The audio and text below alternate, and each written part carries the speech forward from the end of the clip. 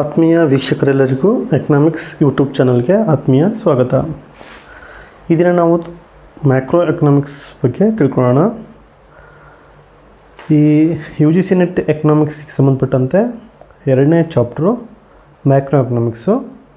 ಇದಕ್ಕೆ ಸಂಬಂಧಪಟ್ಟಂಗೆ ಕನ್ನಡದಲ್ಲಿ HR ಕೃಷ್ಣಮೂರ್ತಿ ಹಾಗೂ ಕೃಷ್ಣೇಗೌಡರು ಬುಕ್ ಇದ್ದಾವೆ. ಅದು ನಮಗೆ ಮ್ಯಾಕ್ರೋ ಎಕನಾಮಿಕ್ಸ್ನ ಅರ್ಥ ಮಾಡ್ಕೊಳ್ಳೋದಕ್ಕೆ ಸ್ವಲ್ಪ ಅನುಕೂಲ ಆಗುತ್ತೆ. ಆದರೆ ತುಂಬ ಆಳವಾದ ಅಧ್ಯಯನಕ್ಕೆ ಈ ಪುಸ್ತಕ ತುಂಬ ಸಹಾಯಕಾರಿ. ಇದು HL Ahuja ಅವ್ರದ್ದು ಮ್ಯಾಕ್ರೋ ಎಕನಾಮಿಕ್ಸು. ಭಾಳ ಜನ ಇದನ್ನು ತುಂಬ ರೆಫರ್ ಮಾಡಿದ್ದಾರೆ. ML ಜಿಂಗಾನ್ ಹೇಳ್ತಾರೆ. ನಾನು ML ಜಿಂಗಾನ್ ಬುಕ್ನ ಒಂದೆರಡು ಸರಿ ನೋಡ್ಕೊಂಡೆ. ಅದಕ್ಕಿಂತ ಸ್ವಲ್ಪ ಇದು ತುಂಬ ಚೆನ್ನಾಗಿ ಕೊಟ್ಟಿದ್ದಾರೆ ಅಂತ ಅನಿಸುತ್ತೆ. ಇದರಲ್ಲಿ ಯಾವ್ಯಾವ ಮುಖ್ಯವಾದ ವಿಷಯ ಇದ್ದಾವೆ ಅಂಥೇಳಿ ಮುಂದೆ ನೋಡ್ಕೊತ ಹೋಗೋಣ. ಈ ಒಂದು ಮ್ಯಾಕ್ರೋ ಎಕನಾಮಿಕ್ಸ್ದು UGC NET ಸಿಲೆಬಸ್ಸಿಗೆ ಸಂಬಂಧಪಟ್ಟಂಗೆ ಇರ್ತಕ್ಕಂಥ ಇನ್ಫಾರ್ಮೇಷನ್ ಏನಪ್ಪ ಅಂದರೆ, ಈ UGC NETಗೆ ಸಂಬಂಧಪಟ್ಟಂಗೆ ಮ್ಯಾಕ್ರೋ ಎಕನಾಮಿಕ್ಸಿಗೆ ಇರ್ತಕ್ಕಂಥ ಸಿಲೆಬಸ್ ಏನಪ್ಪ ಅಂದರೆ, national income concepts and measurements ಅಂತೇಳಿ first. Second one employment and output, classical and Keynesian approach. ಅದಾದ ನಂತರ consumption function, investment function, multiplier and accelerator, demand for money, supply of money, ISLM model approach, inflation and Philip curve analysis, business cycles, monetary policy and fiscal policy, rational expectation hypothesis. ಈ ರೀತಿಯಾಗಿ 10 ಚಾಪ್ಟರ್ಗೆ ಸಂಬಂಧಪಟ್ಟಂತೆ UGC NETಗೆ macro economics syllabus ಇದೆ. ಈ ಪುಸ್ತಕದಲ್ಲಿ ಎಲ್ಲದನ್ನು ತುಂಬ ವಿವರಣಾತ್ಮಕವಾಗಿ ಕೊಟ್ಟಿದ್ದಾರೆ. ಈ ಪುಸ್ತಕ ತುಂಬ ಚೆನ್ನಾಗಿದೆ. ಸರಿ, ಒಳಗಡೆ ಏನಿದೆ ಅಂತ ನೋಡ್ಕೊಂತ ಹೋಗೋಣ. ಇದು ಅಮೆಜಾನಲ್ಲಿ ಪರ್ಚೇಸ್ ಮಾಡಿದ್ದು, HL Ahuja ಅದು. ಇದರಲ್ಲಿ ಕೆಲವೊಂದು ಮುಖ್ಯವಾದ ಇನ್ಫಾರ್ಮೇಷನ್ ಇದ್ದಾವೆ.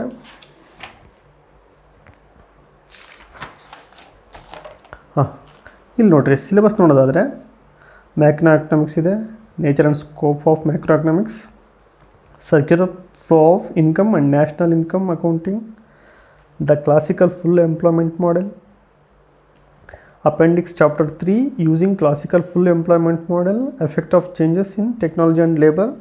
ಇದರಲ್ಲಿ ಕಾಲಕ್ಕೆ ಸಂಬಂಧಪಟ್ಟಂಗೆ ಯಾವಾಗ ಏನೇನು ಹೊಸ ವಿಷಯಗಳು ಅರ್ಥಶಾಸ್ತ್ರಕ್ಕೆ ಸಂಬಂಧಪಟ್ಟಂಗೆ ಆ್ಯಡ್ ಆಗಿದಾವೋ ಅದ್ರ ಬಗ್ಗೆ ಇದರಲ್ಲಿ ತುಂಬ ಚೆನ್ನಾಗಿ ವಿವರಣಾತ್ಮಕವಾಗಿ ಆ್ಯಡ್ ಮಾಡಿ ಅಪೆಂಡಿಕ್ಸಲ್ಲಿ ಕೊಟ್ಕೊತ ಹೋಗಿದ್ದಾನೆ. Keynesian theory of employment and output, determination of national income, Keynes simple 2 sector model, determination of national income with government 3 sector model, concept of inflation and deflationary gaps. ಸ್ನೇಹಿತರೆ, ನಾವು ಇವತ್ತು ಇಲ್ಲಿವರೆಗೂ ನೋಡ್ಕೊಂಡಿದ್ದೀವಿ. ಈಗ ಒಂದು ಸ್ವಲ್ಪ ಚಾಪ್ಟರ್ ನೋಡ್ಕೊತ ಹೋಗೋಣ. Nature and scope of macro economics. ನಿಮಗೆ ಸಾಧ್ಯವಾದರೆ ಇದನ್ನು ಒಂದು ಸ್ವಲ್ಪ ನೋಟ್ಸಲ್ಲಿ ಬರ್ಕೊಂಡ್ರೆ ತುಂಬ ಚೆನ್ನಾಗಿ ನೆನಪಿರುತ್ತೆ. British economist John Maynard Keynes laid stress on macro economic analysis. ಮೊದಲು ಅರ್ಥಶಾಸ್ತ್ರ ಜಾಸ್ತಿ ಮೈಕ್ರೋ ಎಕನಾಮಿಕ್ಸ್ ಸಂಬಂಧಪಟ್ಟಂಗೆ ಭಾಳ ಒಂದು ಫೋಕಸ್ ಇತ್ತು. ಆದರೆ ಬ್ರಿಟಿಷ್ ಶಾಸ್ತ್ರಜ್ಞರಾಗಿರ್ತಕ್ಕಂಥ ಜಾನ್ ಮೇನಾರ್ಡ್ ಕೀನ್ಸ್ ಅವರು general theory of interest and ಮನಿ ಅಂತಕ್ಕಂಥ ಒಂದು ಪುಸ್ತಕ ಬರೀತಾರೆ. ಆ ಪುಸ್ತಕ ಬರೆದಾದ್ಮೇಲಿಂದ ಈ ಒಂದು ಮ್ಯಾಕ್ರೋ ಎಕನಾಮಿಕ್ಸಿಗೆ ತುಂಬ ಬೇಡಿಕೆ ಜಾಸ್ತಿ ಆಯಿತು. ಈ ಅನಾಲಿಸಿಸ್ ಕೂಡ ಮುಂದೆ ನೋಡ್ಕೊತ ಹೋಗೋಣ. ವಾಟ್ ಈಸ್ ಮ್ಯಾಕ್ರೋ ಎಕನಾಮಿಕ್ಸ್ ಅಂತ ನೋಡೋದಾದರೆ, macro economics deals with the analysis of small individual units of an economy such as individual consumers, individual firms, individual industries and markets, and explains how prices of products and factors are determined. ಇಲ್ಲಿ macro economics ಅಂತ ಹೇಳೋಕ್ಕಿಂತ ಮುಂಚೆ micro economics ಅಂತ ಏನು ಅಂತಕ್ಕಂಥ ವಿಚಾರವನ್ನು ಇಲ್ಲಿ ಕೊಟ್ಟಿದ್ದಾರೆ. Micro economics ಅಂದರೆ ಇಂಡಿವಿಜುವಲ್ ಆಗಿ ಇಲ್ಲಿ ಒಂದೊಂದಾಗಿ ಸೂಕ್ಷ್ಮವಾಗಿ ಅಧ್ಯಯನ ಮಾಡ್ತಾ ಹೋಗ್ತಾರೆ. ಅದರಿಂದ ಸೂಕ್ಷ್ಮ ಅರ್ಥಶಾಸ್ತ್ರ ಅಂತಲೂ ಕರೀತಾರೆ. ಇಲ್ಲಿ ಒಂದು ಕೈಗಾರಿಕೆಯನ್ನು, ಒಂದು ಮಾರುಕಟ್ಟೆಯನ್ನು, ಒಬ್ಬ ವ್ಯಕ್ತಿ, ಒಂದು ಫರ್ಮ್ಸ್ ಒಂದು ಘಟಕವನ್ನು, ಒಂದು ಕೈಗಾರಿಕೆ ಒಂದು ಘಟಕವನ್ನು ಅಧ್ಯಯನ ಮಾಡ್ತಕ್ಕಂಥದ್ದು ಮೈಕ್ರೋ ಎಕನಾಮಿಕ್ಸ್. ಆದರೆ ಮ್ಯಾಕ್ರೋ ಎಕನಾಮಿಕ್ಸ್ ಅಂದರೆ ಏನಪ್ಪ ಅಂದರೆ, Macroeconomics is concerned with the analysis of the behavior of the economic system in totality. Thus, macroeconomics study how the large aggregates such as total employment, national product, national income of economy, and the general price level are determined. Macroeconomics is therefore a study of aggregate. Besides, macroeconomics explains how the productive capacity and national income of the country increase over time in the long run. ಇದು individual ಆಗಿ ಈ ಮಾಹಿತಿಯನ್ನು ಕೊಟ್ಟರೆ macro economics ನಮಗೆ aggregate ಅಂದರೆ ಸಂಪೂರ್ಣವಾಗಿರ್ತಕ್ಕಂತಹ ಒಂದು ಸರಾಸರಿಯ ಬಗ್ಗೆ ಒಂದು ಮಾಹಿತಿಯನ್ನು ಕೊಡ್ತದೆ. Professor Gordon Ackley makes the distinction between the macroeconomics and microeconomics more clearly when he says macroeconomics concerns itself with such variables as the aggregate volume of output an economy with the extent to which its resources are employed with the size of the national income with the general price level. Microeconomics on the other hand deals with the division of total output among industries, products and firms and the allocation of resources among competing users. It considers problem of income distribution. Its interest is in relative prices of particular goods and services. ಇಲ್ಲಿ professor gardener ಅಕ್ಲೆ ಅವರು micro ಮತ್ತು macro economics ಸಂಬಂಧಪಟ್ಟಂತೆ ಇರ್ತಕ್ಕಂತಹ ಒಂದೆರಡು ವ್ಯತ್ಯಾಸಗಳನ್ನು ವಿವರಿಸಿದ್ದಾರೆ. It is evident from above that the subject matter of macroeconomics to explain what determines the level of total economical activity. ಇಲ್ಲಿ ಸಂಪೂರ್ಣವಾಗಿರ್ತಕ್ಕಂಥ ಅರ್ಥವ್ಯವಸ್ಥೆ ಯಾವ ರೀತಿ ಕಾರ್ಯನಿರ್ವಹಿಸುತ್ತೆ ಅಂತಕ್ಕಂತಹ ಒಂದು ಅಧ್ಯಯನವನ್ನು ಮ್ಯಾಕ್ರೋ ಎಕನಾಮಿಕ್ಸ್ ಮಾಡುತ್ತೆ. ನಾವು ಮುಂದೆ ನೋಡೋದಾದರೆ that's why is national income higher today than it was in 1950. Why does rate of unemployment in a free market economy go up in a period of and fall in another period? Why do some countries have high rates of inflation? ಇಲ್ಲಿ ನೋಡ್ರಿ 1950ರಲ್ಲಿ ನಮ್ಮ ರಾಷ್ಟ್ರೀಯ ಆದಾಯ ಏನಿತ್ತು, ಇದು ಏನಿದೆ ಈಗೇನಿದೆ ಅಂತಕ್ಕಂಥದ್ದನ್ನ ನಮ್ಮ ಒಂದು ಮ್ಯಾಕ್ರೋ ಎಕನಾಮಿಕ್ಸಲ್ಲಿ ಅಧ್ಯಯನ ಮಾಡ್ಬೋದು. Why does rate of unemployment in a free market economy go up in a period of and fall in another period? ನೋಡ್ರಿ, ನಮ್ಮ ಒಂದು ಅರ್ಥವ್ಯವಸ್ಥೆಯಲ್ಲಿ ನಿರುದ್ಯೋಗ ಅಂತಕ್ಕಂಥದ್ದು ಒಂದು ಸರಿ ಜಾಸ್ತಿ ಆಗುತ್ತೆ, ಇನ್ನೊಂದು ಪೀರಿಯಡಲ್ಲಿ ಕಮ್ಮಿ ಆಗುತ್ತೆ. ಯಾಕೆ? ಅದನ್ನು ಕೂಡ ನಾವು ಈ ಒಂದು ಮ್ಯಾಕ್ರೋ ಎಕನಾಮಿಕ್ಸಲ್ಲಿ ಅಧ್ಯಯನ ಮಾಡ್ಬೋದು. Why do some countries have high rate of inflation while other maintain price stability? ಅವರು ಎಲ್ಲ ರೀತಿಯ ಬೆಲೆಯನ್ನು ನಿಯಂತ್ರಿಸುವ ಶ್ರಮವನ್ನು ಪಟ್ಟರೂ ಕೂಡ ಕೆಲವೊಂದು ದೇಶಗಳಲ್ಲಿ ಹಣದುಬ್ಬರ ಅಂತಕ್ಕಂಥದ್ದು ಭಾಳ ವೇಗವಾಗಿ ಏರ್ತಾ ಇರುತ್ತೆ. ಅದಕ್ಕೆ ಏನು ಕಾರಣ? ಇದು ಕೂಡ ಮ್ಯಾಕ್ರೋ ಎಕನಾಮಿಕ್ಸಲ್ಲಿ ಅಧ್ಯಯನ ಮಾಡ್ತೀವಿ. What causes alternating periods of depression and boom generally described as business cycles. ಈ ಬಿಸ್ನೆಸ್ ಸೈಕಲ್ಸ್ ಅಂತ ಕರಿತೀವಿ. ಅಂದರೆ ಒಂದ್ಸರಿ ಮಾರುಕಟ್ಟೆ ಏರುತ್ತೆ, ಒಂದ್ಸರಿ ಇಳಿಯುತ್ತೆ. ಆ ಸಂದರ್ಭದಲ್ಲಿ ಇದ್ದಕ್ಕಿದ್ದಂಗೆ ನಿರುದ್ಯೋಗ ಹೆಚ್ಚಾಗುತ್ತೆ, ಬೇಡಿಕೆ ಕಡಿಮೆ ಆಗುತ್ತೆ, ಸಪ್ಲೈ ಎಲ್ಲ ಇದ್ದರೂ ಕೂಡ ಯಾರಿಗೂ ಕೊಂಡ್ಕೊಳ್ತಕ್ಕಂತಹ ಒಂದು ಶಕ್ತಿ ಇರಲ್ಲ, ಅಗ್ರಿಗೇಟ್ ಡಿಮ್ಯಾಂಡ್ ಇರೋದಿಲ್ಲ. ಆ ಸಂದರ್ಭದಲ್ಲಿ ಕಂಪ್ನಿಗಳು ಬಾಗ್ಲಾಗ್ತವೆ. ಯಾಕೆ ಹಿಂಗಾಗುತ್ತೆ? ಏನು ಕಾರಣ? ಈ ಒಂದು ಸಮಸ್ಯೆಗೆ ಏನು ಪರಿಹಾರ ಅನ್ನೋದನ್ನ ಮ್ಯಾಕ್ರೋ ಎಕನಾಮಿಕ್ಸ್ ನಮಗೆ ಸೂಚಿಸುತ್ತೆ. Why should government intervene in the economy and what policy should it adopt to check inflation? ಈ ಒಂದು ಹಣದುಬ್ಬರವನ್ನು ನಿಯಂತ್ರಿಸೋದಕ್ಕೆ ಗೌರ್ಮೆಂಟು ಮಧ್ಯಪ್ರವೇಶ ಮಾಡಬಾರ್ದ? ಮಾಡಬೇಕಂದ್ರೆ ಯಾವ ರೀತಿ ಮಾಡಬೇಕು? Control business cycles. ಇದೇ ರೀತಿ ನಾವೇನು ಹೇಳ್ತೀವಲ್ಲ,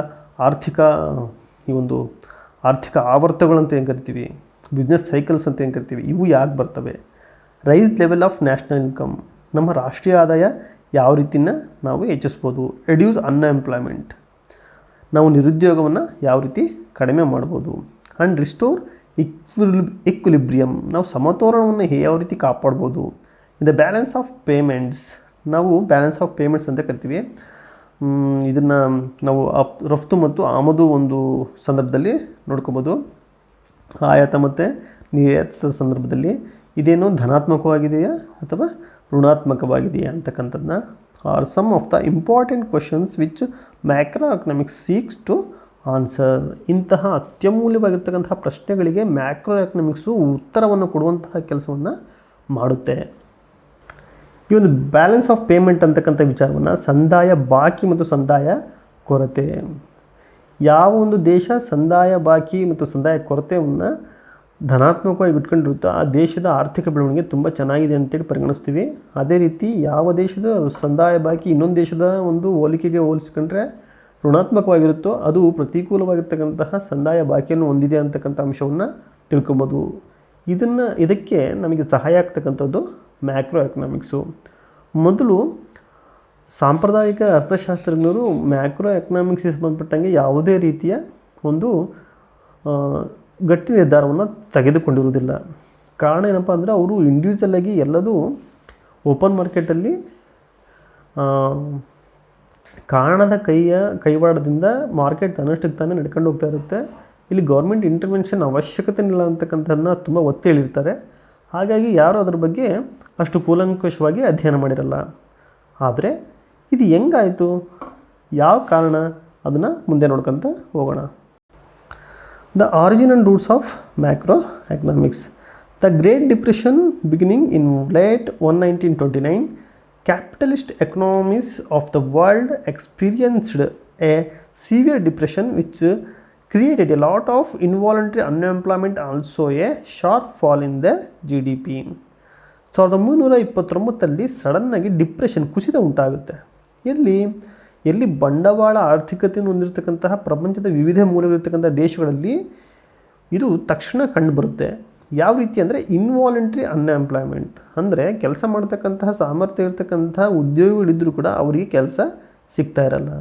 ಜೊತೆಗೆ sharp fall in their GDP, ಅವರ ಗ್ರಾಸ್ ಡೊಮೆಸ್ಟಿಕ್ ಪ್ರಾಡಕ್ಟ್, ನಿವ್ವಳ ರಾಷ್ಟ್ರೀಯ ಆದಾಯದಲ್ಲಿ ಬಹಳ ವೇಗವಾಗಿ ಕುಸಿತ ಕಂಡುಬರುತ್ತೆ. ಯಾವುದಕ್ಕೆ?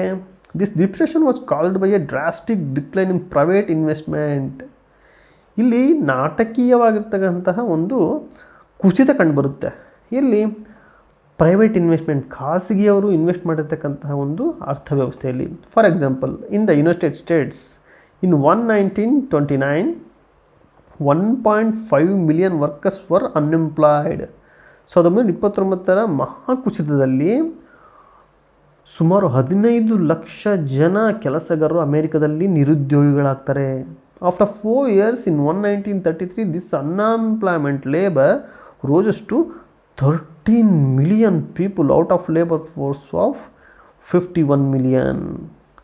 1929 1.5 ಮಿಲಿಯನ್ ಅಂದರೆ 15 ಲಕ್ಷ ಇರ್ತಕ್ಕಂತಹ ನಿರುದ್ಯೋಗಿಗಳ ಸಂಖ್ಯೆ 1933 13 ಲಕ್ಷ, 1,30,00,000 ಜನ, 13 million ಪೀಪಲ್ಸ್, 51 ಮಿಲಿಯನ್ನಲ್ಲಿ 13 million ಪೀಪಲ್ಸ್ ನಿರುದ್ಯೋಗಿಗಳಾಗ್ಬಿಡ್ತಾರೆ.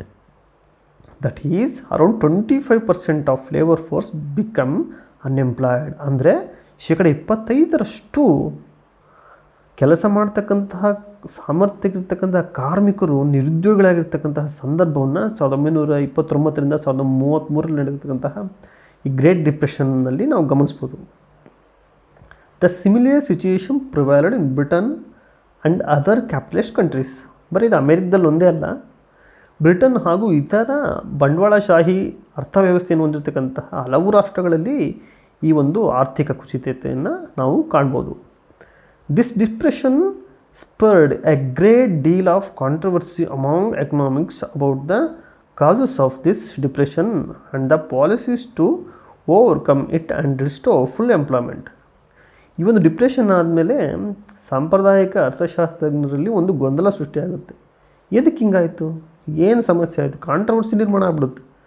ಇದು ಯಾಕಂಗೆ, ಅದು ಯಾಕೆ ಹಿಂಗೆ, ನಾವು ಹೇಳಿರದೆ ಸರಿ, ಇದು ಹೇಳಿರೋ ತಪ್ಪು, ಇಂತಕ್ಕಂಥ ಸಮಸ್ಯೆಗಳು ಸೃಷ್ಟಿಯಾದಾಗ it was at this time that I noted British economist, ಈ ಸಂದರ್ಭದಲ್ಲಿ ಬೆಳ್ಳಿ ರೇಖೆಯಂತೆ ಬಂದಿರತಕ್ಕಂತಹ ಬ್ರಿಟಿಷ್ ಅರ್ಥಶಾಸ್ತ್ರಜ್ಞ, ಇಂಗ್ಲೆಂಡಿನ ಅರ್ಥಶಾಸ್ತ್ರಜ್ಞ JM Keynes, John Maynard Keynes 1883 to 1946 challenged the view of classical economists who applied microeconomic models to explain depression and involuntary unemployment. ಅವನು challenge ಮಾಡ್ತಾನೆ, ಅವ್ರನ್ನೆಲ್ಲರನ್ನ ಚಾಲೆಂಜ್ ಮಾಡಿ ಹೇಳ್ತಾನೆ, ನಿಮ್ಮ ಮೈಕ್ರೋ ಎಕನಾಮಿಕ್ಸ್ ಮಾಡೆಲ್ಗಳನ್ನು ಯೂಸ್ ಮಾಡಿ ಈ ಡಿಪ್ರೆಷನ್ ಸಂದರ್ಭದಲ್ಲಿ, ಈ ಒಂದು ಕುಸಿತದ ಸಂದರ್ಭದಲ್ಲಿ, ಈ ಒಂದು ಇನ್ವಾಲಂಟ್ರಿ ಅನ್ಎಂಪ್ಲಾಯ್ಮೆಂಟ್, ಕೆಲಸ ಮಾಡೋ ಸಾಮರ್ಥ್ಯ ಇದ್ದರೂ ಕೂಡ ಅಂತಾರೆ ಕೆಲಸ ದೊರೀತಾ ಇರತಕ್ಕಂಥ ಅನ್ಎಂಪ್ಲಾಯ್ಮೆಂಟ್, ಒಂದು ನಿರುದ್ಯೋಗ ಸೃಷ್ಟಿಯಾಗಿದೆ ಅಂದರೆ ಅದಕ್ಕೆ ಏನು ಕಾರಣ, ಅದು ನಿಮ್ಮ ಕೈಲಿ ಕಂಡಿಡಿಯೋಕೆ ಆಗ್ತಾ ಇಲ್ಲ ಅಂತಕ್ಕಂತಹ ವಾದವನ್ನು ಅವನು ಮುಂದೆ ಇಡ್ತಾನೆ. By emphasising that the prevailing depression and large scale of involuntary unemployment was due to lack of aggregate effective demand resulting from a fall in private investment, he laid the foundation of modern macroeconomics. ಅವನು ಹೇಳ್ತಾನೆ, ನೋಡ್ರಪ್ಪ, ನೀವು ಮಾಡಿರ್ತಕ್ಕಂತಹ model ಅದು ನಾವು ಹೇಳ್ತಕ್ಕಂಥ ರೀತಿಯಲ್ಲಿ ಸರಿ ಇಲ್ಲ, ಇದಕ್ಕೆ ಎಲ್ಲದಕ್ಕೂ ಈ ಡಿಪ್ರೆಷನ್ನಿಗೆ, ಅನ್ಎಂಪ್ಲಾಯ್ಮೆಂಟಿಗೆ, ಈ GDP ಗ್ರೋತ್ ಕಮ್ಮಿ ಆಗಿರೋದಕ್ಕೆ ಎಲ್ಲ ಮೂಲ ಕಾರಣ ಏನಂದರೆ lack of aggregate effective demand. ಇವು ಮೊದಲನೇ ಬಾರಿ ಹೇಳ್ತಾನೆ ಅಗ್ರಿಗೇಟ್ ಎಫೆಕ್ಟಿವ್ ಡಿಮ್ಯಾಂಡ್ ಕಮ್ಮಿ ಆಗಿದೆ ಅಂದರೆ ಬೇಡಿಕೆ ಕಮ್ಮಿ ಆಗಿದೆ. ಅಲ್ಲಿವರೆಗೂ ಇವರೆಲ್ಲ ಏನಂತ ಕಂಡಿದ್ರು ಅಂದರೆ JBC ಅವರ ಒಂದು ಲಾ ಇತ್ತು, supply creates its own demand, ಅಂದರೆ ಪೂರೈಕೆ ತನ್ನದೇ ಆದ ಬೇಡಿಕೆಯನ್ನು ನಿರ್ಮಾಣ ಮಾಡುತ್ತೆ ಅಂತಕ್ಕಂಥ ಒಂದು ಕಾನ್ಸೆಪ್ಟಲ್ಲಿ ಇವರು ಉತ್ಪಾದನೆ ಮಾಡಿ ಬಿಡ್ತಾಯಿದ್ರು. ಅದರಲ್ಲಿ ಕೊಂಡ್ಕೊಳ್ಳೋದೇ ದಿಕ್ಕಿದ್ದಿಲ್ಲ. ಆದರೆ ಇಲ್ಲಿ ಹೇಳ್ತಿದ್ದಾನೆ ಜಾನ್ ಮೇನಾರ್ಡ್ ಕೀನ್ಸು ಅವನೊಂದು ಹೊಸ ವಿಷಯವನ್ನು ಕಂಡುಹಿಡ್ಕೊಂಡು ಅಗ್ರಿಗೇಟ್ ಎಫೆಕ್ಟಿವ್ ಡಿಮ್ಯಾಂಡ್ ಇಲ್ದಾಗ ನಿಮ್ಮ ಸಪ್ಲೈಗೆ ಎಲ್ಲಪ್ಪ ಕೆಲಸ ಬರುತ್ತೆ, ಯಾರು ಕೊಂಡ್ಕೊಳ್ತಾರೆ. In his theory he showed that a free market economy was not self correcting.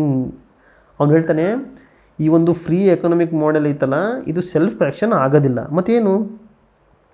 and therefore there was a need for the government to intervene and take appropriate fiscal measures to restore full employment in the economy.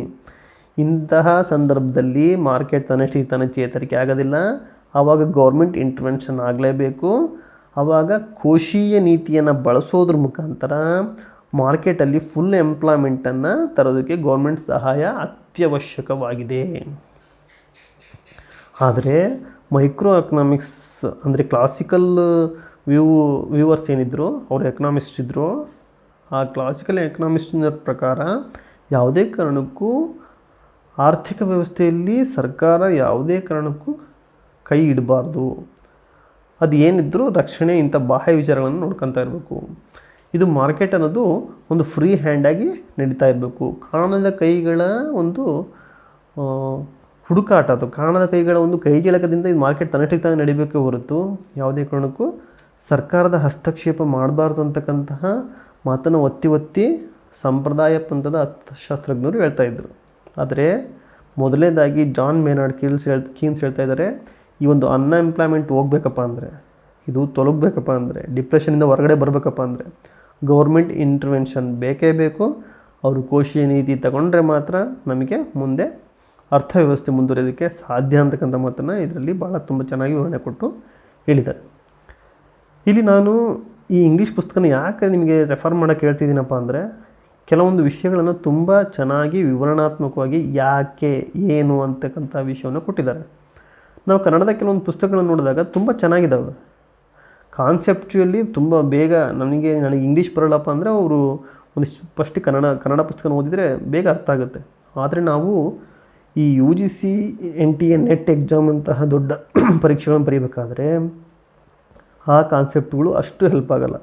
KSETಗೆ ಸ್ವಲ್ಪ ಪರವಾಗಿಲ್ಲ, ಅಷ್ಟು help ಆಗ್ತವೆ. ಆದರೆ net ಅಂತಹ ಎಕ್ಸಾಮ್ಗಳಿಗೆ ನಾವು prepare ಆಗ್ತಾಯಿದ್ದೀವಿ ಅಂದರೆ ಇಂತಹ ಪುಸ್ತಕಗಳನ್ನು ರೆಫರ್ ಮಾಡೋದ್ರಿಂದ ನಮಗೆ ಈ ಮ್ಯಾಕ್ರೋ ಎಕನಾಮಿಕ್ಸ್ ಬಗ್ಗೆ ತುಂಬ ಅತ್ಯಮೂಲ್ಯವಾದಂತಹ ಮಾಹಿತಿಯನ್ನು ಸಿಗುತ್ತೆ. ಇದು ಕನಿಷ್ಠ ಏನಿಲ್ಲ ಅಂದರೂ 936 ಪೇಜ್ ಇದೆ. ಮನಸ್ಸು ಮಾಡಿದರೆ ನೀವು ಇಂಗ್ಲೀಷಲ್ಲಿ ತುಂಬ ಡಲ್ ಇದ್ದೀರಿ ಅಂತಂದರೆ ಡೈಲಿ 5 ಪೇಜಸ್ ಓದ್ಬೋದು ಅಷ್ಟೇ. ಇದರ ಒಂದು ಲ್ಯಾಂಗ್ವೇಜು ಫ್ಲೂಯೆನ್ಸಿ ನಿಮಗೆ ಅರ್ಥ ಆಗ್ತಾ ಇದ್ದರೆ, ನೀವು ಚೆನ್ನಾಗಿ ಓದ್ತಕ್ಕಂಥ ಕೆಪಾಸಿಟಿ ಇದೆ, ಇಂಗ್ಲೀಷಲ್ಲಿ ಗ್ರಿಪ್ ಇದೆ ಅಂದರೆ ಡೈಲಿ ಮಿನಿಮಮ್ ಏನಿಲ್ಲ ಅಂದರೆ ಒಂದು 20 to 25 ಪೇಜ್ ಓದ್ಬೋದು. ಅದಕ್ಕಿಂತ ನೀವು ಜಾಸ್ತಿ ಓದ್ತಾ ಇದ್ದೀರಾ ಅಂತಂದರೆ ನನ್ನ ವಿಡಿಯೋ ನೋಡೋ ಒಂದು ಸಲಹೆ ಕೊಡ್ತಕ್ಕಂಥ ಒಂದು ಮಾರ್ಗದರ್ಶನ ಕೊಡ್ತಕ್ಕಂಥ ಒಂದು ಅವಕಾಶ ನಿಮ್ಮಲ್ಲಿದೆ ಅಂತೇಳಿ ನಾನು ಭಾವಿಸ್ತೀನಿ. ಯಾಕಂದರೆ ಇದನ್ನು ನಾವು ಡೈಲಿ ಒಂದು ಮಿನಿಮಮ್ ಒಂದು 20 ಪೇಜಸ್ರು ಓದಿದರೆ 100 ಡೇಸಲ್ಲಿ ಇಲ್ಲ ಅಂದರೆ ಒಂದು 50 ಡೇಸಲ್ಲಿ ಈ ಬುಕ್ಕನ್ನು ಮುಗಿಸ್ಬೋದು. 50 ಡೇಸಲ್ಲಿ ಬುಕ್ಕನ್ನು ಮುಗಿಸ್ಕೊಂಡು ಒಂದಿಷ್ಟು ನೋಟ್ಸ್ ಮಾಡ್ಕೊಂಡ್ರೆ ತುಂಬ ಅನುಕೂಲ ಆಗುತ್ತೆ. Dear friends, you have give any suggestions to this video, or please like, share and subscribe our channels. If there is any comment, please give me in the comment section. Or you have useful this content, please share or give any suggestions for the next video. ನಿಮಗೆ ಏನಾದರೂ economics net ಹಾಗೂ ಸೆಟ್ಗೆ ಸಂಬಂಧಪಟ್ಟಂಗೆ ಏನಾದರೂ ಸಮಸ್ಯೆಗಳಿದ್ದರೆ, ಪ್ರಶ್ನೆಗಳಿದ್ದರೆ ದಯಮಾಡಿ ನಮ್ಮ ಚಾನಲಲ್ಲಿ ನೀವು ಪ್ರಶ್ನೆ ಮಾಡ್ಬೋದು. ಸಾಧ್ಯವಾದಷ್ಟು ನಾವು ವಿಷಯವನ್ನು ನಿಮಗೆ ಹಂಚ್ಕೊಳ್ಳೋದಕ್ಕೆ ಪ್ರಯತ್ನ ಪಡ್ತೀವಿ. ಇಲ್ಲಿ ಜ್ಞಾನವನ್ನು ಹಂಚುವ ಕೆಲಸವಾಗುತ್ತೆ ಹೊರತು ಇದನ್ನು ಯಾವುದೇ ಕಾರಣಕ್ಕೂ ನಾವು ಪಬ್ಲಿಸಿಟಿ ಅಂತಕ್ಕಂಥ ಯಾವುದೇ ಒಂದು ಉದ್ದೇಶ ಹೊಂದಿಲ್ಲ. ಎಷ್ಟು ಸಾಧ್ಯನೋ ಅಷ್ಟು ಅರ್ಥಶಾಸ್ತ್ರವನ್ನು ಕನ್ನಡದ ಮುಖಾಂತರ ವಿವರಿಸೋದಕ್ಕೆ ಪ್ರಯತ್ನವನ್ನು ಪಡ್ತಾಯಿದ್ದೀವಿ. ಅರ್ಥಶಾಸ್ತ್ರದ ಎಲ್ಲ ಮೂಲ ಪುಸ್ತಕಗಳು ಆಂಗ್ಲ ಭಾಷೆಯಲ್ಲಿರೋದ್ರಿಂದ ನಮ್ಮ ಕನ್ನಡದವರಿಗೆ ಈ ಒಂದು ಅರ್ಥಶಾಸ್ತ್ರ ಸ್ವಲ್ಪ ಹತ್ತಿರವಾಗೋದಕ್ಕೆ ಕಷ್ಟ ಆಗ್ತಾಯಿದೆ. ಆ ಒಂದು ಪ್ರಯತ್ನವನ್ನು ನೀವು ಎಲ್ಲರೂ ಸೇರಿ ಮಾಡೋಣ ಅಂತೇಳಿ. ಈ ವಿಡಿಯೋ ನಿಮ್ಗೆ ಇಷ್ಟ ಆಗಿದ್ದರೆ ಲೈಕ್ ಮಾಡಿ, ಶೇರ್ ಮಾಡಿ ಹಾಗೂ ಸಬ್ಸ್ಕ್ರೈಬ್ ಮಾಡಿ. ಧನ್ಯವಾದಗಳು. ಮತ್ತೊಮ್ಮೆ ಎಕನಾಮಿಕ್ಸ್ ಯೂಟ್ಯೂಬ್ ಚಾನಲ್ಗೆ ಪ್ರವೇಶಿಸಿ ನಿಮ್ಮ ಇಷ್ಟದ ವಿಡಿಯೋಗಳನ್ನು ವೀಕ್ಷಿಸಿ. ಧನ್ಯವಾದಗಳು.